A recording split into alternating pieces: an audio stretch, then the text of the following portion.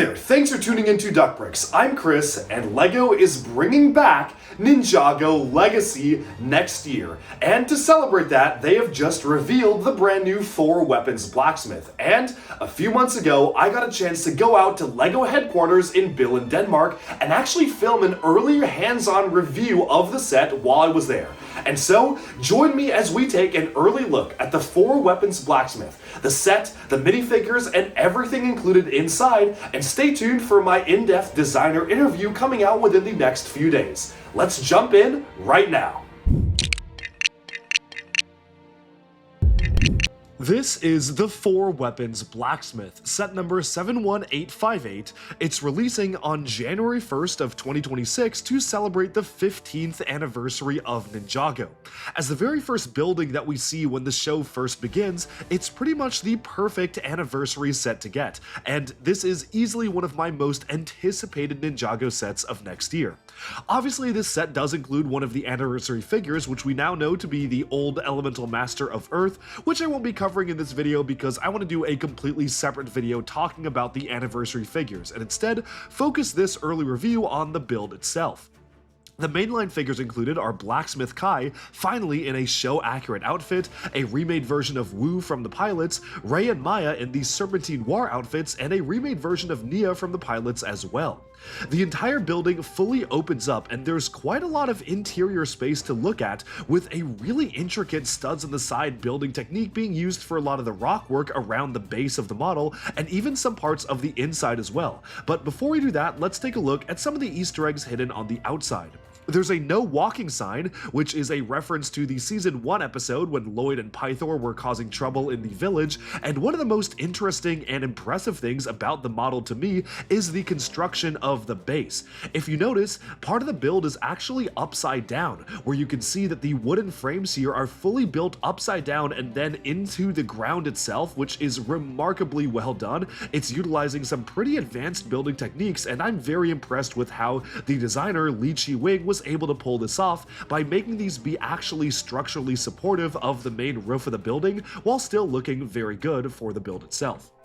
Obviously, this is super screen accurate. You have the logo of the 4-weapons Blacksmith with a reference to the original 4 golden weapons of Spinjitzu on the top there, and all of the details around from the rockwork to the flowers to even a small tree sticking out of the side of the building have been replicated to really great effect. It truly feels like a more adult-oriented Ninjago model, or at least something designed for older fans, with the level of detail included in the construction of the base and surrounding of the model. In fact, you can see just how much effort went into the construction of the base here by taking a look at the underside of the building, where there's all sorts of multicolored bricks meant to guide the builder into crafting the base of the build. As you open it up, the interior is pretty much one-to-one show accurate from what we've seen in the pilot episodes. There was a bit of a discussion as to whether they should have included a sticker for the Hands of Time logo, which was seen in later seasons when they actually came back to the blacksmith shop, but the designer actually mentioned they tried to keep this fully accurate to the way it actually appears in the initial episode of the pilots. So the way it appears there is the way it appears here.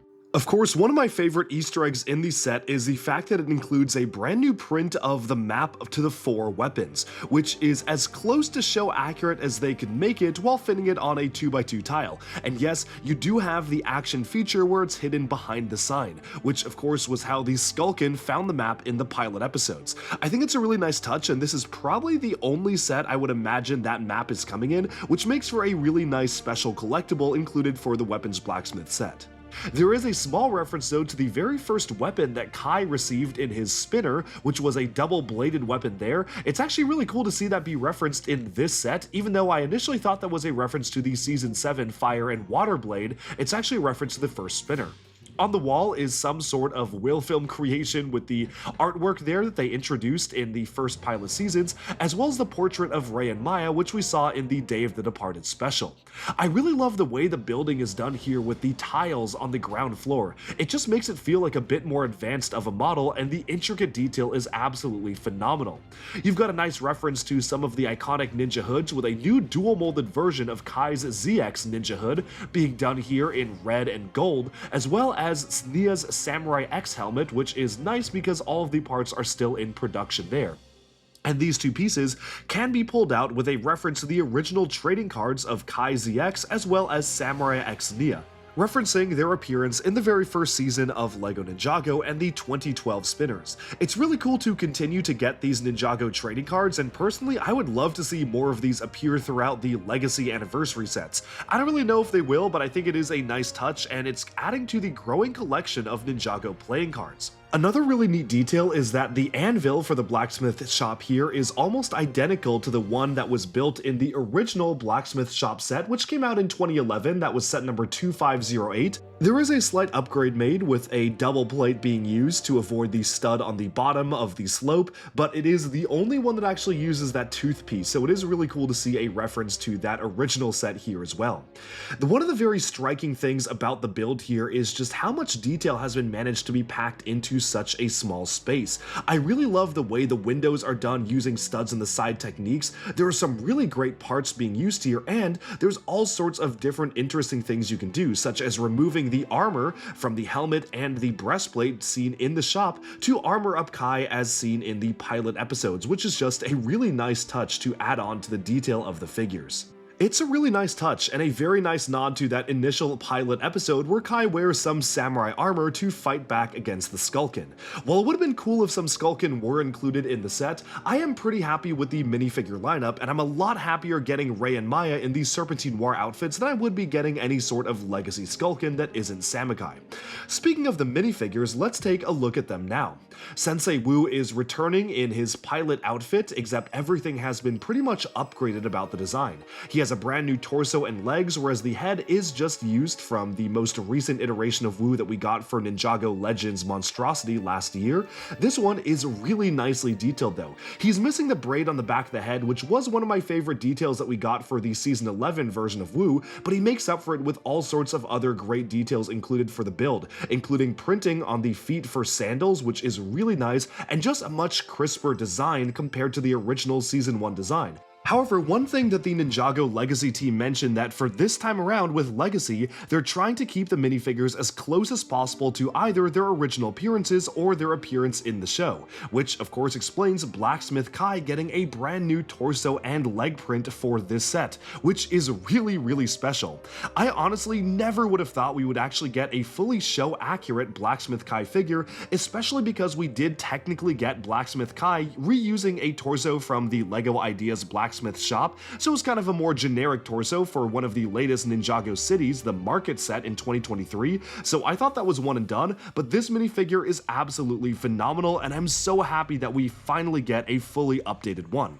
It is unfortunate though that he has the hair with the headband. I actually checked with the Ninjago team, and Kai's hair without the headband is actually currently not in production, so they would have to bring it back. The piece itself is still being used in different colors, but in the plain dark brown, it actually isn't in current production, so they'd have to spend a bit more budget to bring it back, and they figured that anybody who is a die-hard Ninjago fan probably has that older hairpiece anyway, and if you wanted to make it 100% accurate, you'd still need to use the old Kai hair and the old head, so this way it was a nice compromise. They could use the budget for other things in the set, and if you really care about it that much, well, you can just swap it out for one of the other hair pieces.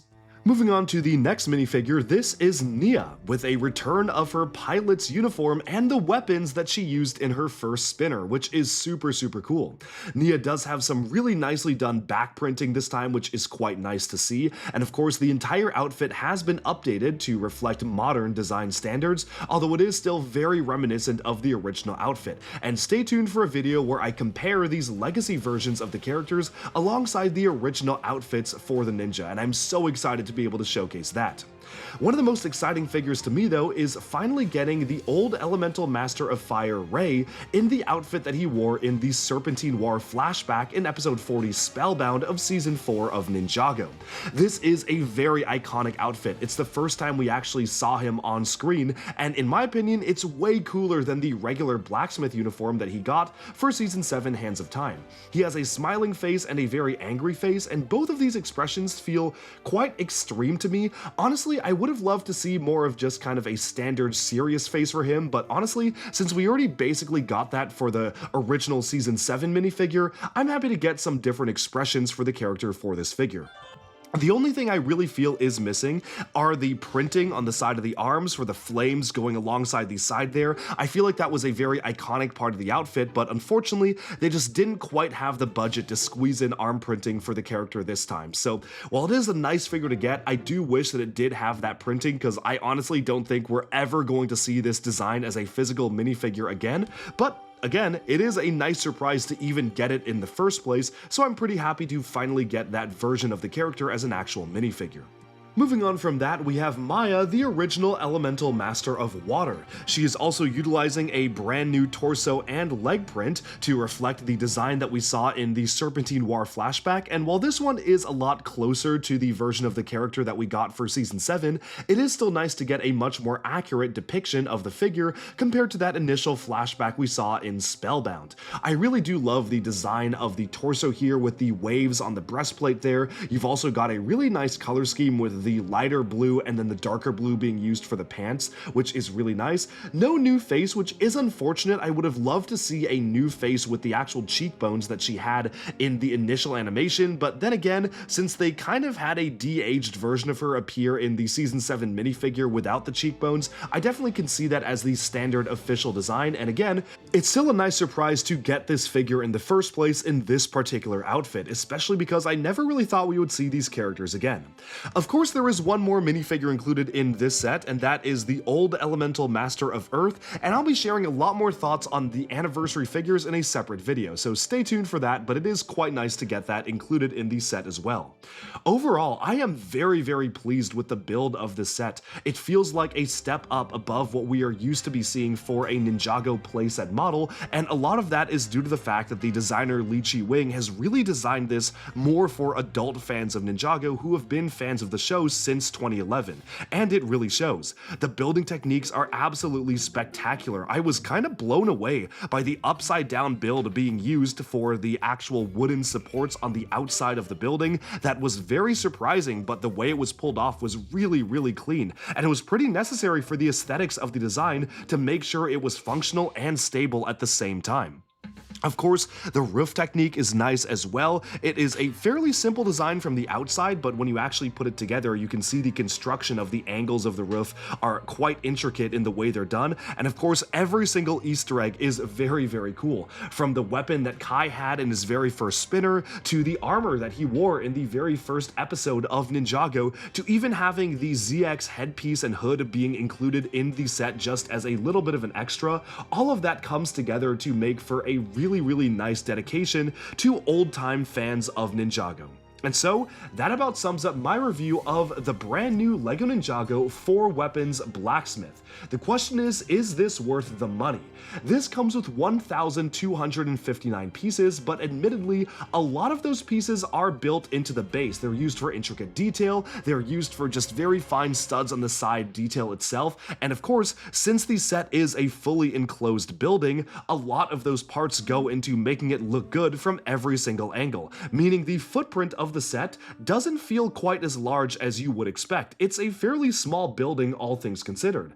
But for the parts included in the minifigures, I do have to say, the price actually does kind of make sense, at least to me. I'm really curious what Ninjago fans will think of this one, because admittedly, it is feeling a lot smaller than a standard Ninjago set at this same price would be. But honestly, given what you get, given how complete of a building it is, which is actually pretty rare to see for a LEGO Ninjago playset, I am very pleased with it. I think that this is one of the best Ninjago sets coming out next year that we've been shown so far, and obviously I can't speak to really any of the other ones, but this one is very exciting, and I certainly cannot wait to see what other folks think of this build.